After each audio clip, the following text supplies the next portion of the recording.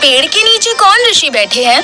दिखने में तो तपस्वी लगते हैं, मगर हाथ में ऐसे फरसा लिया हुआ है जैसे कोई योद्धा हो। समझ नहीं आ रहा कि ये कौन है। वेश से है ब्राह्मण, मगर व्यक्तित्व से क्षत्रिय। हथियार भी है साथ में और ध्यान में भी है मौन।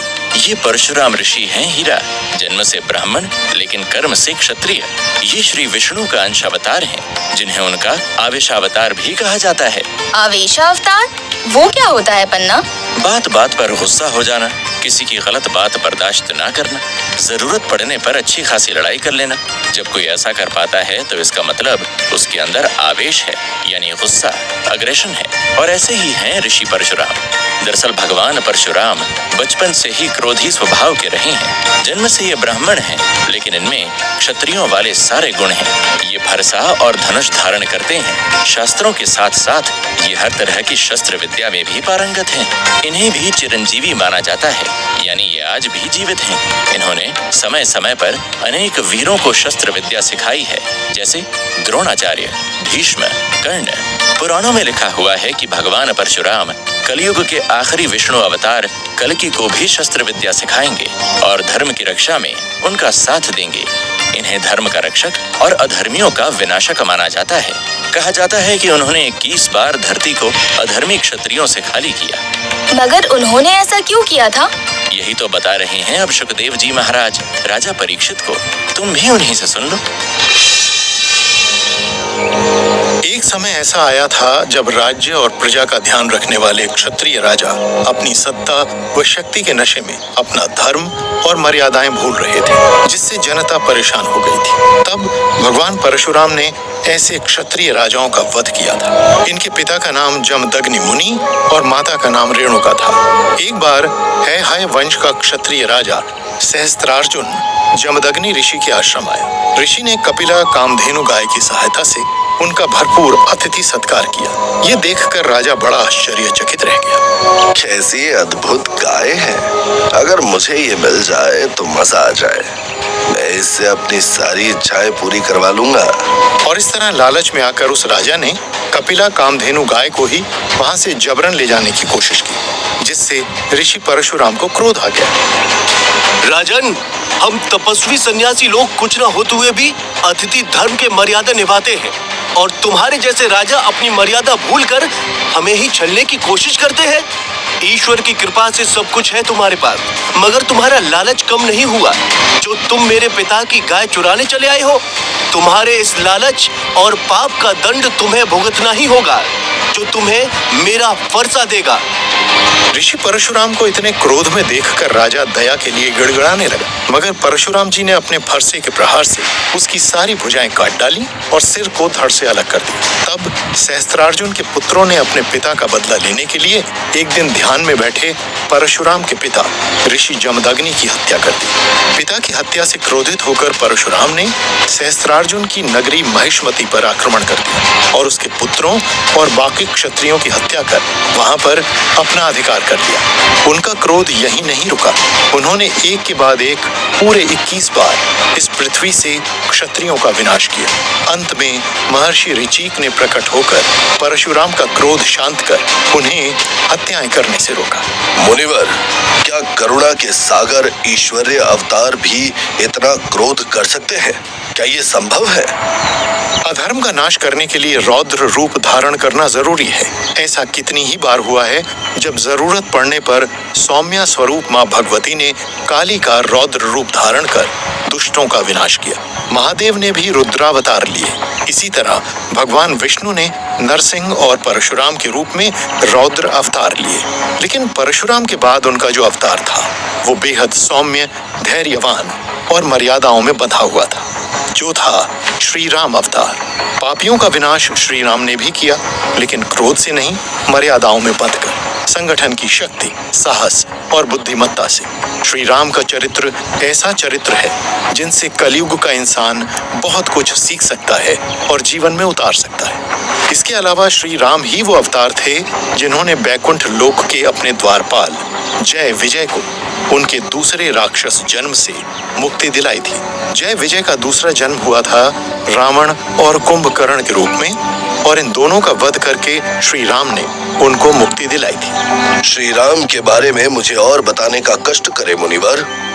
श्री राम का अवतार त्रेता युग के अंत में हुआ था। तब त्रेता युग में भी पाप और अधर्म बढ़ने लगा था। पृथ्वी पर असुरों और राक्षसों का आतंक हो गया था। वो ऋषि मुनियों तपस्वियों को मार रहे थे। उनकी रक्षा के लिए और संसार में मर्यादा की स्थापना के लिए श्री राम ने अयोध्या नरेश दशरथ के घर जन्म लिया। त्रेता युग के अंत तक आते आते धर्म का दूसरा आधार तप भी विलीन होने लगा था। उस समय श्री राम ने अपने जीवन से लोगों को सिखाया कि कैसे धर्म पर रहते हुए, अपने वचनों का पालन करते हुए मर्यादाओं से भरा जीवन जीना चाहिए और व्यक्तिगत सुखों और स्वार्थों को छोड़कर अपने कर्तव्य का पालन करना चाहिए। इसीलिए उन्हें मर्यादा पुरुषोत्तम भी कहा गया। श्री राम के महान आदर्श चरित्र की गाथा महर्षि वाल्मीकि ने रामायण में लिखी है। मैं तुम्हें संक्षिप्त में श्री राम की कथा सुनाता हूँ। अयोध्या के राजा दशरथ के 3 रानियां थीं, कौशल्या, कैकेयी और सुमित्रा। मगर तीनों के ही कोई संतान नहीं थी, जिससे पूरा राज परिवार बड़ा दुखी था।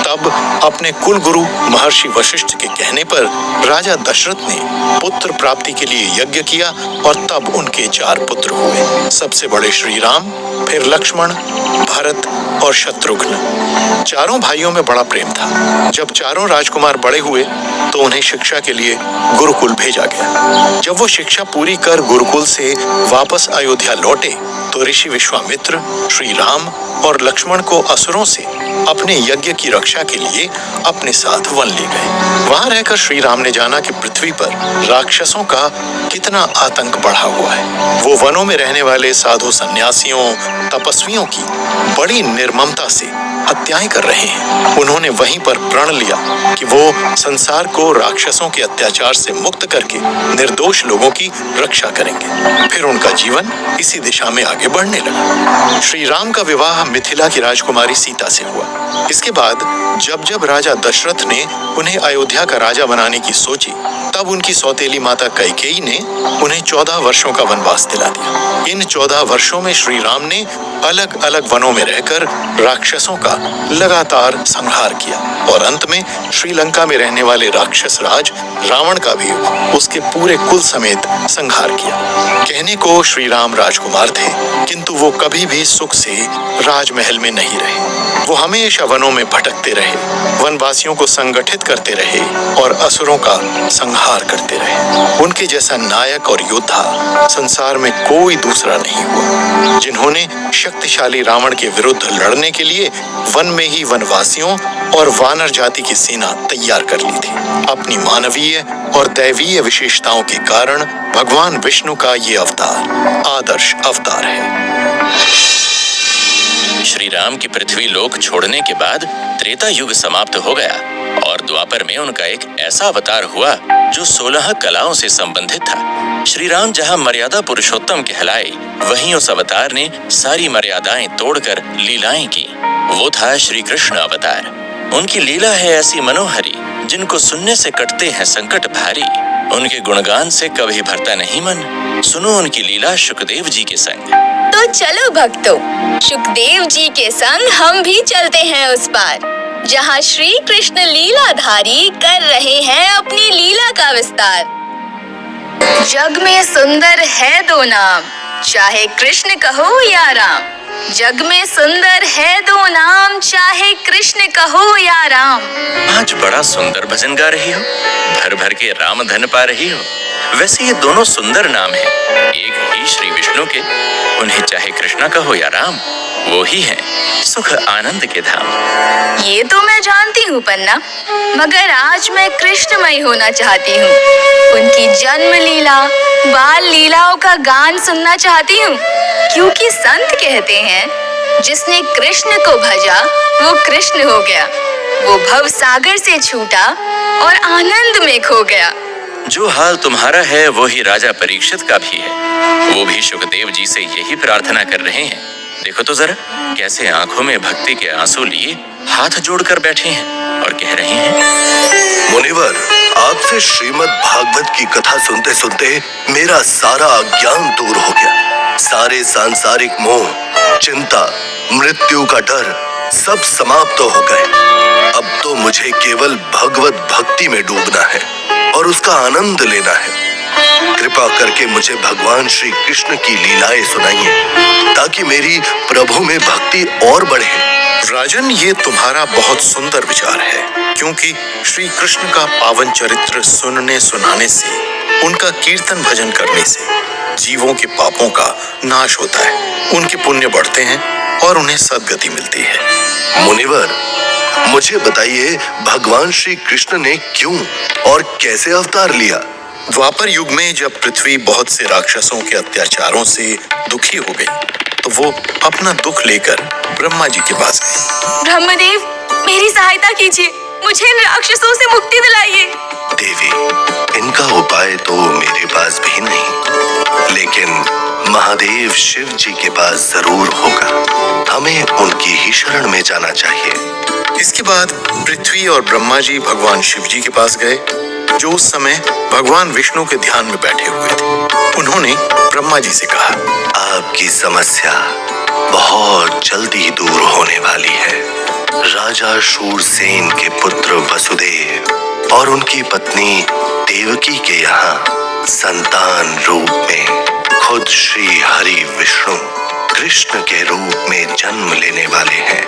उनके साथ श्री विष्णु के अंश अवतार शेषनाग भी श्री कृष्ण के बड़े भाई बलराम के रूप में अवतार लेंगे। वो दोनों मिलकर पृथ्वी को राक्षसों और अधर्मियों से मुक्त करेंगे। इसी अवतार में श्री विष्णु तीसरी बार अपने द्वारपाल भक्त जय विजय का भी उद्धार करेंगे, जो शिशुपाल और दंत वक्र बनेंगे। देवी पृथ्वी और ब्रह्मा जी भगवान शिव की बात सुन और वहां से चले गए। जिस बात की भविष्यवाणी खुद महादेव ने की थी, आखिर वो दिन आ गया। वसुदेव का विवाह राजा देवक की पुत्री देवकी के साथ तय हुआ। देवकी का चचेरा भाई कंस उस समय मथुरा का राजा था। वो राजा उग्रसेन का पुत्र था, जो कंस से पहले मथुरा के राजा थे। वो बड़े धर्मात्मा और प्रजा का ध्यान रखने वाले थे, लेकिन उनके विपरीत कंस बड़ा अत्याचारी और पापी था। उसने अपने ही पिता उग्रसेन को सिंहासन से हटाकर कैद कर लिया था और उनकी जगह खुद राजा बनकर बैठ गया था। कंस बहुत शक्तिशाली और निरंकुश राजा था, लेकिन इन कमियों के बीच उसमें एक खूबी ये थी कि वो अपनी बहन देवकी से बहुत प्रेम करता था। उसने खूब धूमधाम से वसुदेव और देवकी का विवाह कराया था। विवाह के बाद जिस समय कंस देवकी को विदा कर रहा था, ठीक उसी समय एक भविष्यवाणी हुई। ओ कंस, जिस बहन को तू इतने प्रेम से डोली में बिठा रहा है, उसी का 8वां पुत्र एक दिन तेरा काल बनकर तेरा अंत करेगा। ये कैसी आकाशवाणी हुई है? नहीं, ऐसा नहीं हो सकता। मेरी बहन का पुत्र मुझे क्यों मारेगा? मगर कहीं ये आकाशवाणी सच हुई तो? मैं अपनी सुरक्षा के साथ किसी भी तरह का समझौता नहीं कर सकता। मुझे देवकी का वध करना होगा। ना ये जिंदा रहेगी, ना इसकी कोई संतान पैदा होगी। हे भगवान, देखो बन्ना, कंस ने कैसी तलवार निकालकर उसकी बहन की गर्दन पर रख दी, जिनको कुछ देर पहले वो बड़े प्रेम से डोली में बैठा रहा था। उसके ससुराल जाने पर आंसू बहा रहा था। अब कहाँ गया उसका प्रेम? एक स्वार्थी इंसान सबसे ज्यादा खुद से ही प्यार करता है हीरा। वो अपने छोटे से फायदे के लिए दूसरे का कितना भी बड़ा नुकसान कर सकता है। अपनी जान बचाने के लिए अपनों की जान भी ले सकता है। इसमें कोई आश्चर्य की बात नहीं। देखो वसुदेव कंस को कैसे रोक रहे हैं। ऐसा अनर्थ ना करें महाराज, ऐसा अनर्थ ना करें। देवकी आपकी बहन है, वो पूरी तरह से निर्दोष है। उसके प्राण मत लीजिए।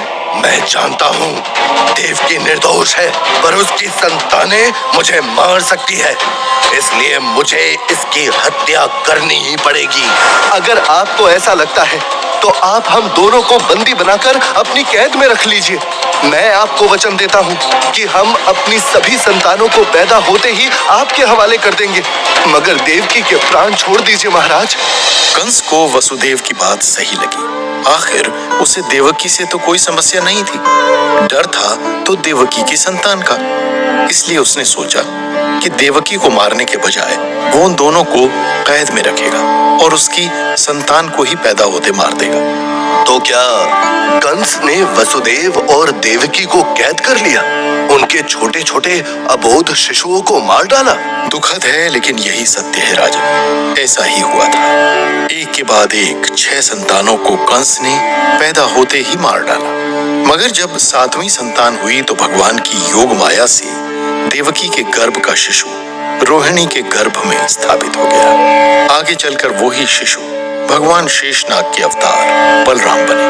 मुनिवर, मेरी एक जिज्ञासा है, रोहिणी कौन थी जिनके गर्भ से बलराम पैदा हुए? रोहिणी वसुदेव की पहली पत्नी थी। वो गोकुल के नंद बाबा की पत्नी यशोदा की बहन भी थी। रोहिणी के सुभद्रा नाम की पुत्री भी थी, जिनके पिता वसुदेव थे। इसके बाद भगवान श्री कृष्ण का जन्म कब हुआ? राजन, वो भाद्रपद मास की कृष्ण पक्ष अष्टमी की घनघोर अंधेरी रात रोहिणी नक्षत्र चल रहा था। उसी समय में मथुरा के कारागार में वसुदेव देवकी की यहाँ 8वीं संतान के रूप में भगवान श्री कृष्ण ने अवतार लिया। उस समय बड़ी विचित्र घटनाएं। उस समय ऐसी मूसलाधार घनघोर बारिश हो रही थी जैसी पहले कभी नहीं हुई थी। इसके साथ ही कारागार के ताले अपने आप, सभी पहरेदार गहरी नींद में सो गए।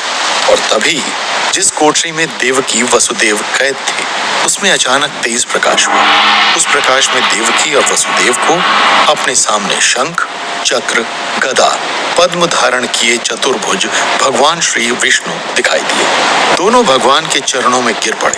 तब भगवान ने उनसे कहा, इस युग में दुष्टों का नाश करने के लिए और धर्म की स्थापना करने के लिए मैं खुद तुम्हारी 8वीं संतान बनकर आया हूँ। तुम मुझे इसी समय अपने मित्र नंद जी के घर गोकुल में ले जाओ और उनके यहाँ जो कन्या जन्मी है उसे लाकर कंस को दे दो। इस तरह से मेरे नवजात रूप की रक्षा हो जाए। मगर प्रभु, इस समय तो प्रकृति ने बड़ा रौद्र रूप धारण किया है और गोकुल तो यमुना पार है। मैं आपको कैसे सुरक्षित ले जाऊंगा? तुम चिंता मत करो, तुम्हारी हर तरफ से सुरक्षा होगी।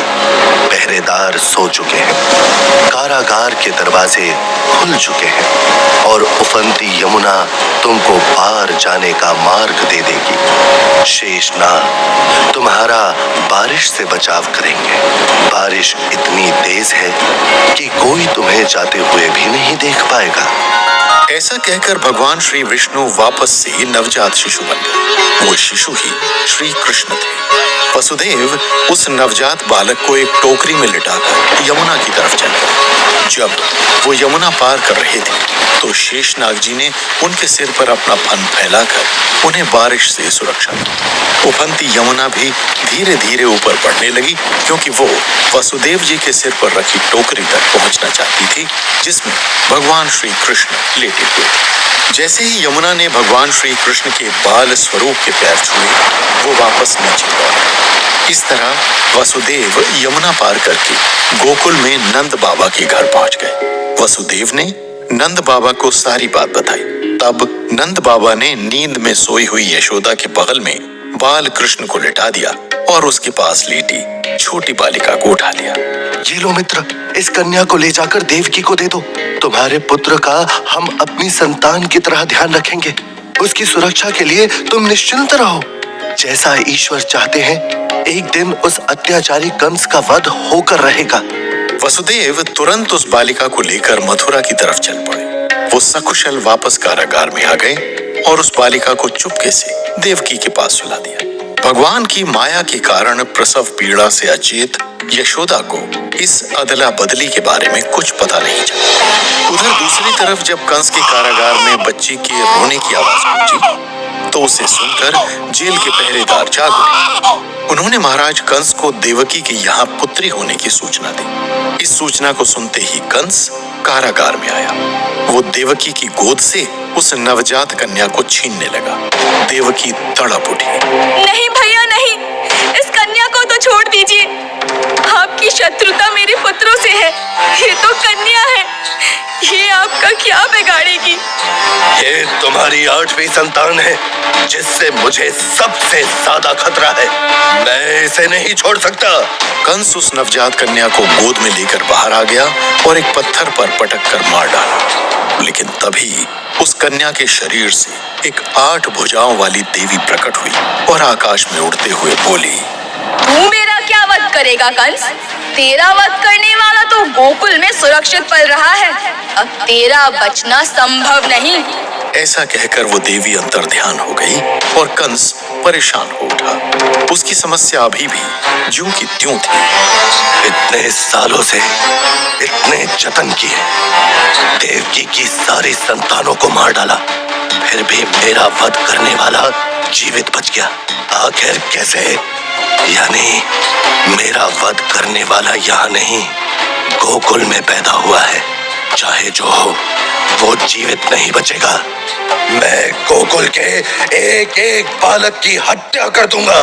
इसके बाद कंस ने वसुदेव और देवकी को कारागार से मुक्त कर दिया और वो दोनों मथुरा के ही महल में रहने लगे, लेकिन नजरबंद हो गए। वाह, कितनी अद्भुत कथा है भगवान श्री कृष्ण के जन्म की। और कंस के बारे में तो यही कहा जाता है, होए ही सोई जो राम रची राखा, को करी तर्क बढ़ावे साखा। यानी जो राम ने रच दिया वो तो होगा ही। कंस का अंत होना है तो होगा ही। बात हो रही थी घनश्याम की, ये राम जी कहाँ से आ गए?